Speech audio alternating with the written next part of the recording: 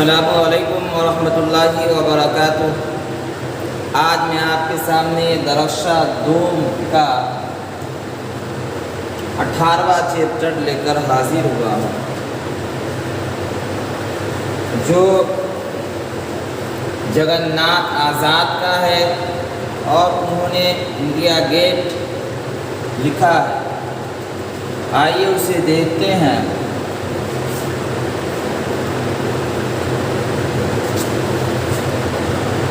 جگن ناتھ آزاد کی پیدائش کب ہوئی؟ 5 دسمبر 1918 عیسوی کو ان کی پیدائش ہوئی، یعنی پیدا ہوئے۔ کہاں پیدا ہوئے؟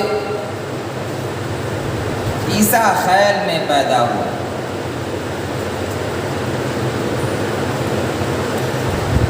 جو اب پاکستان کے ضلع میان والی کی تحصیل ہے، یعنی پاکستان کے اندر ایک ضلع ہے جس کا نام میان والی ہے، وہیں عیسیٰ خیل گاؤں ہے۔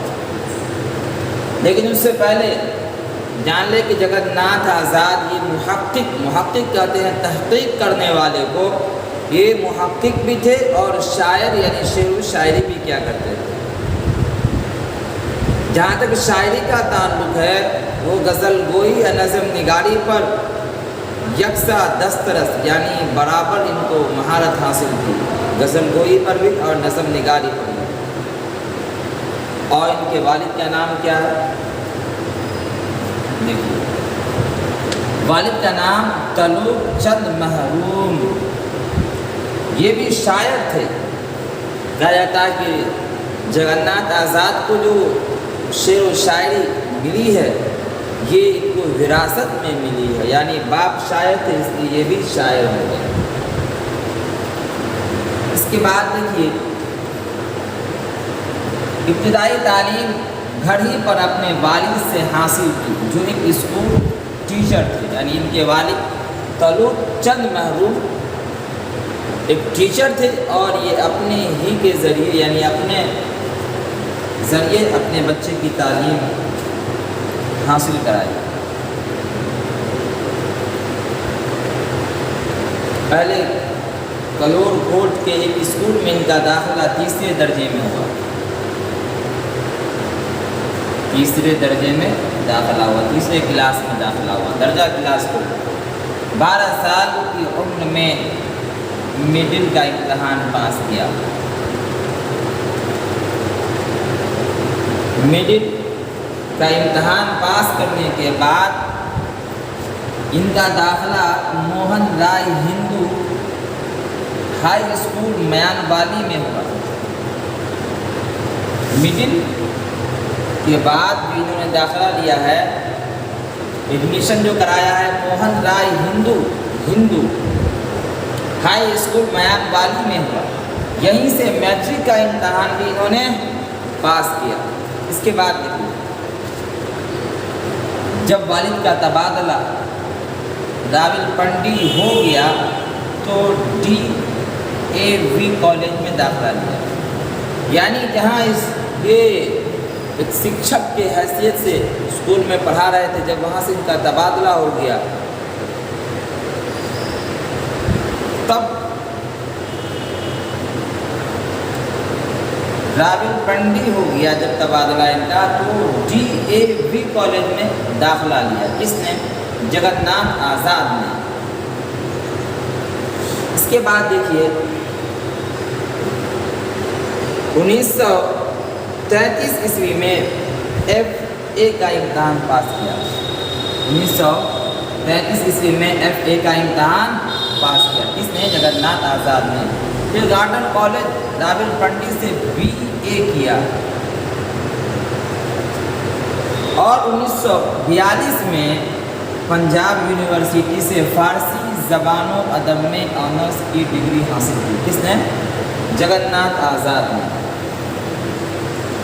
1942 میں انہوں نے پنجاب یونیورسٹی سے فارسی زبان و ادب میں، فارسی جسے ایک اردو زبان ہے، انگلش ہندی ایک زبان ہے، اسی طریقے سے فارسی بھی ایک زبان ہے، اس میں آنرس کی ڈگری حاصل کی۔ اور اسی مضمون میں 1944 میں MA کیا، اسی مضمون میں یعنی فارسی ہی میں 1944 میں MA کیا اس نے جگن ناتھ آزاد نے۔ جب ملک کا بٹوارا ہوا تو وہ ستمبر 1947 میں دہلی آ گئے۔ جب ہندوستان اور پاکستان کا بٹوارا ہوا تھا اس وقت یہ کہاں چلے آئے؟ دہلی آ گئے، لیکن پاکستان سے ان کا تعلق ہمیشہ قائم و دائم رہا۔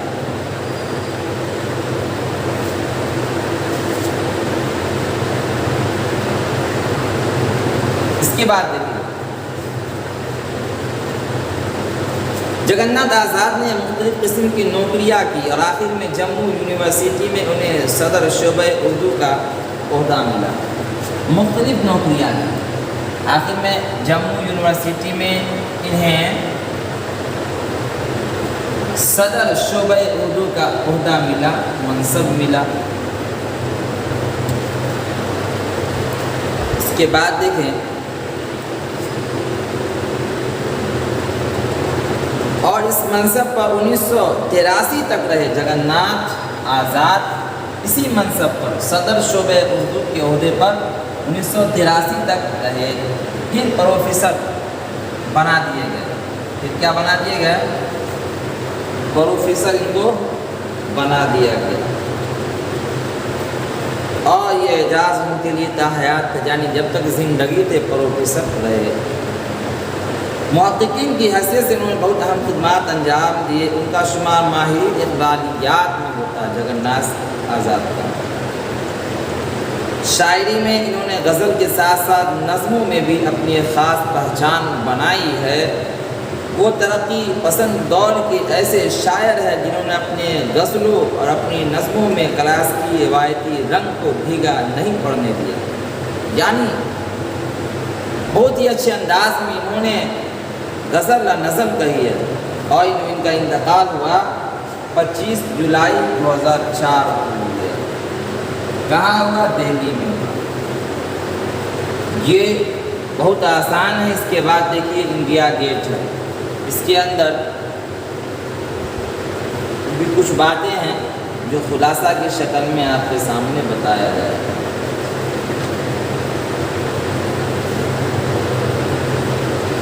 دیکھیے مختصر ترین سوالات، جگن ناتھ آزاد کب پیدا ہوئے؟ جواب دینا ہے 1918۔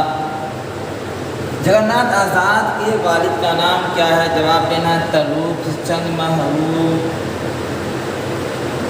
انڈیا گیٹ کہاں ہے؟ جواب دینا ہے دہلی۔ جواب کیا دینا ہے؟ انڈیا گیٹ کے متعلق یہ دہلی کے اندر ہے۔ سوال ہے انڈیا گیٹ کی تعمیر کس نے کرائی؟ جواب دینا ہے انگریزوں نے کرائی۔ جب انگریز اس ملک میں آئے تھے تو انہوں نے ہی انڈیا گیٹ کی تعمیر کرائی تھی۔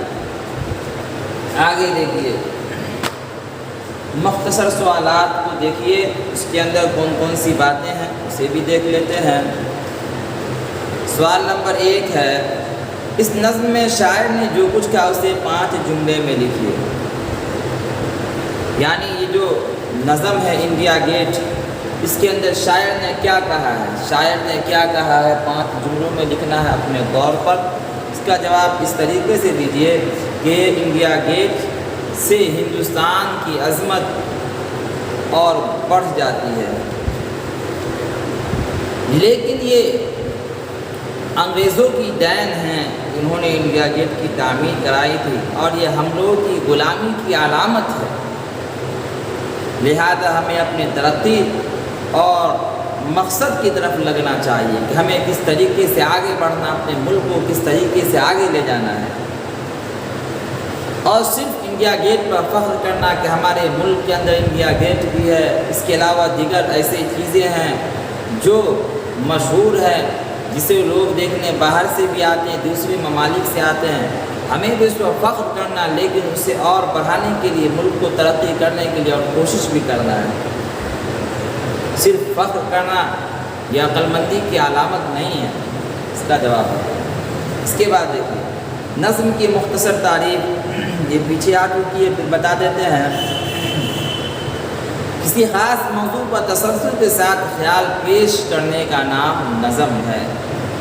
نظم کے تمام اشعار آپس میں مربوط ہوتے، ایک دوسرے سے ملے ہوئے ہوتے۔ اگر کسی شعر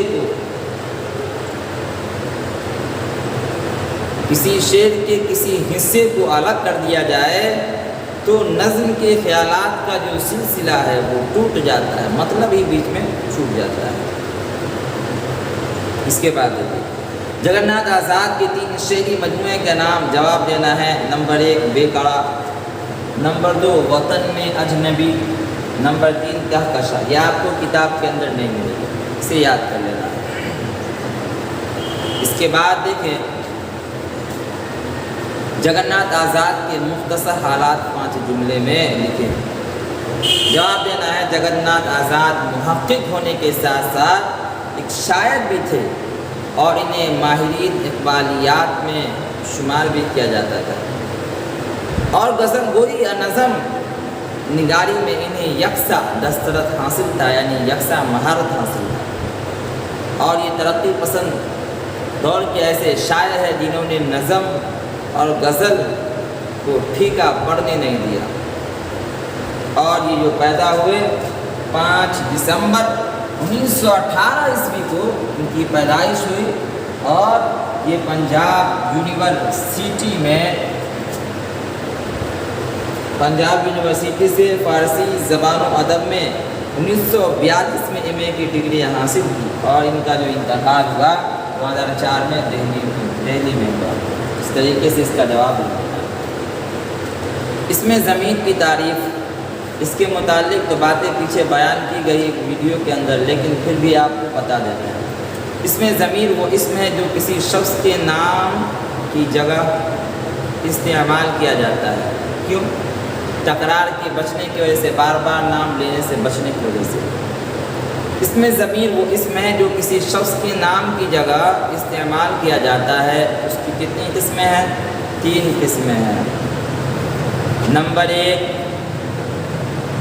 ضمیر غائب، نمبر 2 ضمیر متکلم، نمبر 3 ضمیر مخاطب۔ یا آپ ایسے ہی ہو سکتے ہیں، نمبر 1 ضمیر غائب، نمبر 2 ضمیر مخاطب، نمبر 3 ضمیر متکلم۔ ضمیر غائب کی مثال وہ گیا، وہ لوگ گئے، وہ عورت گئی، وہ سب عورت گئی۔ ضمیر مخاطب کی مثال تم نے کام کیا، تم لوگ کام کر رہے ہو، تم پڑھ رہی ہو، تم لوگ پڑھ رہی ہو، تم عورتیں پڑھ رہی ہو، یہ سب جواب میں آ جائے گا۔ ضمیر متکلم کی مثال میں لکھ رہا ہوں اور ہم لوگ لکھ رہے ہیں۔ ضمیر متکلم کے اندر واحد جمع دونوں آ جاتا ہے، یعنی میں یہ واحد ہو گیا، متکلم جمع یعنی ہم لوگ دونوں آ جاتا ہے۔ اب اس کے بعد دیکھیے نظم کے پہلے بند کی تشریح کیجیے۔ نظم کی پہلے بند کیا ہے؟ دیکھیے اسے، یہ ہے آپ کے سامنے انڈیا گیٹ۔ یہ پہلا بند جو ہے کیا لائن کا؟ 1 2 3 اور 4 لائن کا، یہ آپ کا پہلا نظم ہے۔ اس کی تشریح کرنا ہے، کیا پہلے سے پڑھ لیتے۔ انڈیا گیٹ کی رفعت ہے نگاہوں پر محیط، انڈیا گیٹ وہ تاریخ کا ایک باب جلیل، انڈیا گیٹ وہ افرنگ کی تعمیر جمیل، انڈیا گیٹ وہ اغیار کی نصرت کا نشان، انڈیا گیٹ وہ اپنوں کی غلامی کی دلیل۔ اس شعر کے اندر بہت اہمیت کی حامل باتیں کہی گئی، یعنی بہت لاجواب باتیں کہی گئی۔ اس کی تشریح اور اس کا مطلب اس طریقے سے لکھنا ہے، پہلے تو شعر اتار دینا ہے اگر یاد ہو، اگر نہیں یاد ہو ڈائریکٹ لکھ دینا ہے۔ اس بند میں شاعر نے کہا کہ انڈیا گیٹ ہمارے ملک کی تاریخ کا ایک روشن دلیل ہے، ہمارے ملک کی اہمیت انڈیا گیٹ کی وجہ سے بڑھ جاتی ہے، لیکن اس کی تعمیر جو ہوئی ہے انگریز کے دور حکومت میں ہوئی، انگریزوں نے کرائی ہے۔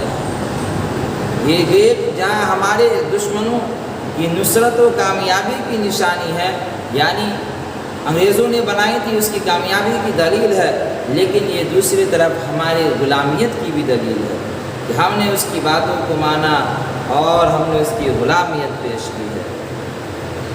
اس لیے یہ تو آپ کو اس کی تشریح اور اس کا مطلب ہو گیا۔ اس کے بعد دیکھیے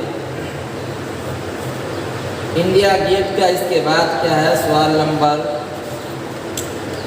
2، زیر نصاب نظم انڈیا گیٹ کا خلاصہ پیش کیجیے۔ اس کے اندر بھی اسی طریقے سے ملی جلی بات ہے، میں آپ کے سامنے خلاصہ پیش کرتا ہوں۔ دیکھیں، انڈیا گیٹ اردو کے مشہور شاعر جگن ناتھ آزاد کی ہے۔ اس نظم میں شاعر نے انڈیا گیٹ کی عظمت کو ابھارا ہے، عظمت کو بیان کیا ہے اور یہ بتایا ہے کہ ہندوستان کی تاریخ میں انڈیا گیٹ کی جو اہمیت ہے، اس کی جو عظمت ہے، وہ قابل قدر ہے، بیان کرنے کے لائق ہے۔ گرچہ اس کی تعمیر انگریزوں نے کرائی تھی، لیکن اس کے باوجود ہندوستان کی عظمت کی پہچان انڈیا گیٹ کے ذریعے ظاہر ہوتی ہے۔ اسی طریقے سے شاعر نے اس نظم میں اپنے احساس کا اظہار کرتے ہوئے بتایا کہ ہم اپنی عظمت کو پہچاننے کے لیے دوسروں کے دست نگر ہیں۔ ہمارا مقصد تو یہ ہونا چاہیے کہ ہم خود ارادہ کریں اور آگے بڑھیں اور خود اپنے ملک کو ترقی دیں، دوسرے کے اوپر ٹیک لگائے نہ رکھیں۔ یہ انڈیا گیٹ ہمارے ملک کی عظمت کو بتاتا ہے، لیکن اس کی تعمیر خود انڈیا کے لوگوں نے نہیں کی، بلکہ اس کی تعمیر انگریز نے کی ہے۔ اس لیے جو کام خود سے کریں گے اور اس پر جب فخر کریں گے تو یہ اچھا معلوم دے گا۔ اور صرف انڈیا گیٹ کو تاریخی طور پر نہ دیکھنا چاہیے، بلکہ ہمیں اپنے آپ کو آگے بڑھنا بھی چاہیے اور اس سے بھی بڑا کچھ ملک کے لیے کرنا بھی چاہیے۔ نظم میں مختصر انداز میں شاعر نے قومی حمیت کو للکارا ہے کہ ایک ہندوستانی ہونے کے ناطے ہمیں ملک سے بھی محبت ہونی چاہیے اور ملک کو آگے بڑھانے کے لیے ہمیشہ فکر مند رہنا چاہیے۔ اس کا مطلب دیا۔ اس کے بعد دیکھیں، جگن ناتھ آزاد کی نظم نگاری کا جائزہ لیجیے۔ یہ بھی بہت آسان ہے کہ جگن ناتھ آزاد نے جو نظم نگاری کی ہے اس کے متعلق باتیں عرض کرنا ہے۔ دیکھیے جواب، جگن ناتھ آزاد جہاں محقق تھے وہیں شاعر بھی تھے اور نظم گوئی اور غزل گوئی پر یکتا دسترس حاصل رکھتے تھے، اور وہ ترقی پسند دور کے ایسے شاعر ہیں جنہوں نے غزلوں اور نظموں میں اپنی روایت کو برقرار رکھا اور اپنے شعر کو پھیکا نہیں ہونے دیا۔ اسی طریقے سے حالیہ آزاد نے بھی جلیل اردو نظم میں جن روایتوں کو فروغ دیا ہے، ان روایتوں کو آگے بڑھانے میں جگن ناتھ آزاد کا ایک اہم رول، اہم کردار ہے۔ چنانچہ انہوں نے اپنی نظموں میں ہندوستانی سماج کے بہت سے مسائل کو موضوع بنا کر تفصیل سے روشنی ڈالی ہے، تفصیل سے بات کی ہے، یہاں تک کہ کہا کہ ملک کے باشندوں کو اپنے ملک کے لیے آگے بڑھنا ہے اور خود محنت اور کوشش بھی کرنا ہے۔ اور جگن ناتھ آزاد ماہرین اقبالیات میں ان کا شمار بھی کیا جاتا ہے۔ یہ بات مکمل ہو گئی۔ اس کے بعد دیکھیں، واحد سے جمع بنائیں۔ یہ بہت آسان ہے، دیکھیں اس کو میں آپ کے سامنے اپنے زبان سے بتا دیتا ہوں۔ غیر اس کی جمع آئے گی اغیار، باب اس کی جمع آئے گی ابواب، دلیل اس کی جمع آئے گی دلائل، شخص اس کی جمع آئے گی اشخاص، مقصد اس کی جمع آئے گی مقاصد۔ یہ واحد کا جمع آپ کے سامنے پیش کیا گیا۔ امید ہے کہ بات آپ لوگوں کو سمجھ میں آئی ہوگی۔ آخر میں یہ کہیں گے کہ آپ میرے چینل کو دیکھ رہے ہیں، آپ لائک اور کامنٹ بھی کیجئے، اور جو ساتھی نئے ہیں، جو دوست نئے ہیں، جو پڑھنے والے نئے ہیں، وہ اس کو سبسکرائب بھی کریں تاکہ آپ کے پاس میرے ویڈیو کا ہر نوٹیفیکیشن پہنچتا رہے، اور اپنے دوستوں سے شیئر بھی کریں۔ فقط والسلام، پھر کل ملاقات ہوتی ہے۔